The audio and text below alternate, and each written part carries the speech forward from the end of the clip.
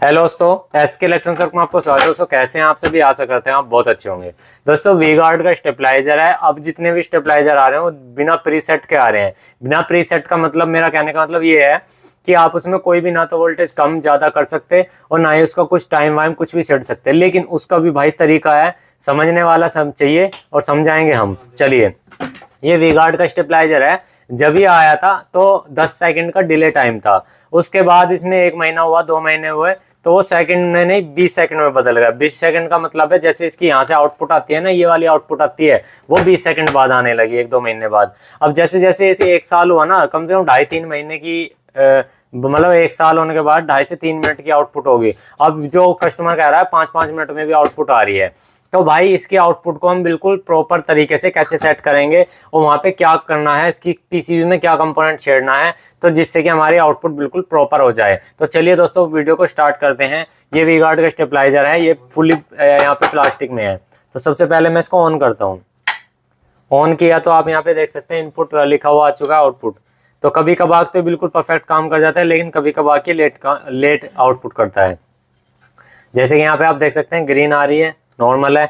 अगर मैं इसे 1-2 बार बंद करके चालू कर दूंगा तो यहाँ पे बहुत ज़्यादा दिक्कत आ जाएगी। ठीक है, ये समस्या है। तो इसकी आउटपुट बिल्कुल परफेक्ट कैसे निकालनी है एक ही बार में, तो मैं आपको आज वो चीज़ समझाता हूँ। देखिए, अभी हम सबसे पहले से खोल लेंगे। देखो अभी भी ग्रीन यहाँ पे रेड आ रही है, जबकि मैं इसमें इनपुट दिखा दूँ आपको। ये देखो, ये देखो, अब मैं आपको इसकी इनपुट दिखाता हूँ, इसमें इनपुट आ कितने दी है। तो यहाँ पे मेन लाइन है, मेन लाइन में न्यूट्रल तो डायरेक्ट होता है। और यहाँ पे जो ये देखिए इसका फेज वाला पॉइंट 225 वोल्ट हम इसे दे रहे हैं, और यहाँ से आउटपुट अभी नहीं आई है। यानी कि जो यहाँ पे आउटपुट वाली लाइन आनी चाहिए, देखो दोनों पे आप देख सकते हैं ये आउटपुट नहीं आई है। अब देखिए उसके लिए हमें एक बार एक पीसीबी खोलनी पड़ेगी, क्योंकि इसमें कोई भी प्रीसेट रीसेट नहीं है। अब आपको यही दिखाता हूँ कैसे करना होता है। इस तरह का स्टेबलाइजर जिसमें प्रीसेट नहीं होते उसे भी हमें करना होता है। ठीक तो वे भी होते हैं, लेकिन सबके तरीके होते हैं, तो वो तरीका आज आपको दिखा देंगे। सीख के जाना काफ़ी इंपॉर्टेंट चीज़ है, क्योंकि जिसमें प्रीसेट नहीं होता तो उसमें आप सेटिंग वेटिंग कैसे करोगे, तो वो चीज़ दिखा दे रहे हैं आज आपको। पहले से हम यहाँ से खोल ले रहे हैं, मशीन से खोलते हैं इसको। तो ये हमारा सर्किट खुल गया। ठीक है, इसको यहाँ लेटा लेंगे। अब देखो ये हमने सर्किट यहाँ से उठा लिया। थोड़ा सा केयरफुली करना है, क्योंकि करंट है इसके अंदर, अभी चला हुआ है, ये रनिंग टाइम में। देखो इस तरह से। अब मैं आपको दोस्तों इसकी फिर भी दिखा देना चाहता हूँ। यहाँ पे ये देखो, ये इसकी रेड लाइट और ग्रीन लाइट से आपको पता लगा सकते हैं कि स्टेबलाइजर चल रहा है या बंद है। ये देखो अभी आउटपुट नहीं आई है, क्योंकि यहाँ पे लिखा हुआ है आउटपुट कट ऑफ पे रेड है, नॉर्मल पे ग्रीन है। तो ये प्रॉब्लम है, जबकि हमने वोल्टेज इसमें बिल्कुल परफेक्ट दे रखी है। अब आ जाइए, थोड़ा सा मैं जूम करता हूँ, नीचे आ जाता हूँ, यहाँ पे आइएगा। ये अब आपको दिखाता हूँ इस चीज़ को मैं। ये अब आपको जूम करके दिखाना होगा ना इन चीज़ों को। ये देखो आपको ये सर्किट दिखाई दे रहा होगा। हर सर्किट में जो डिजिटल सर्किट होगा ना, मतलब डिजिटल सर्किट का मतलब है जिसके अंदर इस तरह का सर्किट होगा जिसमें कोई प्रीसेट नहीं होता, तो उसके अंदर आपको दोस्तों एक चीज़ देखने को जरूर मिलेगी, टीपी, टेस्ट पॉइंट। तो ये जो टेस्ट पॉइंट होता है टीपी, यहाँ पे किसी किसी में जंपर भी लगा मिल सकता है इस तरह से, किसी किसी में आपको दोस्तों ये खुला मिल सकता है टीपी। अगर मैं देखिए इसको डायरेक्ट लगाता हूँ ना, अभी देखना आप यहाँ पे सब में मिलेगा, किसी में ढका हुआ मिलेगा, किसी में नीचे से जंपर लगा हुआ मिलेगा, बात एक ही है।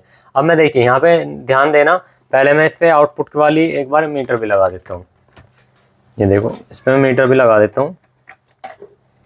यहाँ पे मैंने मीटर लगा दिया और यहाँ पे मैं से कस देता हूँ इनकी वायरों को, जिससे कि आपको दोनों चीज एक टाइम में दिखता है। ये चीज सीख लो, आगे आगे आने वाला टाइम ये रहेगा। देखो इसने अभी आउटपुट दी, देखो अब दे दी इसने, अब दी, कितनी देर बाद दी, 225 वोल्टेज अब आई है। अब यहाँ पे ग्रीन हो चुकी है। तो चलिए एक बार इसे हम बंद कर लेते हैं। एक बार बंद करा तो एक बार दोबारा से चालू किया, तो देखिए कोई भी आउटपुट नहीं आई है। अब इसके आउटपुट लेने के लिए सिंपल सा है, जो टेस्ट पॉइंट वाला है इसको सिर्फ टच ही करना है, टेस्ट पॉइंट को आपस में टच करना है, तुरंत ही देखना।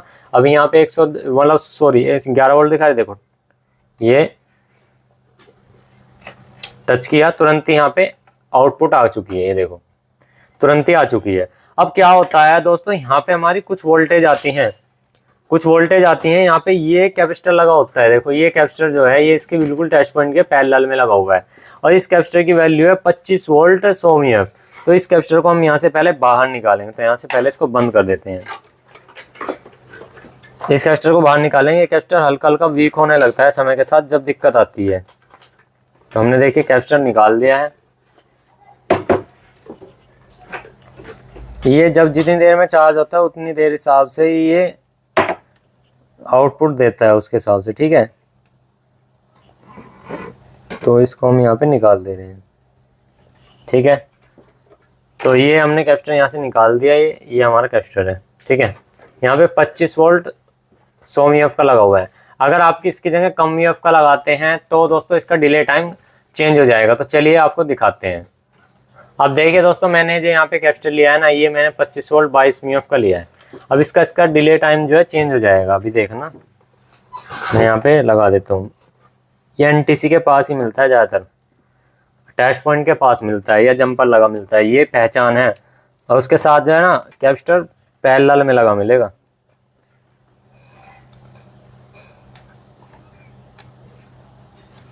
ये देखो मैंने कैपेसिटर लगा दिया। अब मैं इसको आपको ऐसे ही मेरा एक पिनो कार्टेल ऑन करके दिखाता हूँ। ऑन किया, अब इसकी जो आउटपुट है देखो, ये देखो तुरंत आ गई।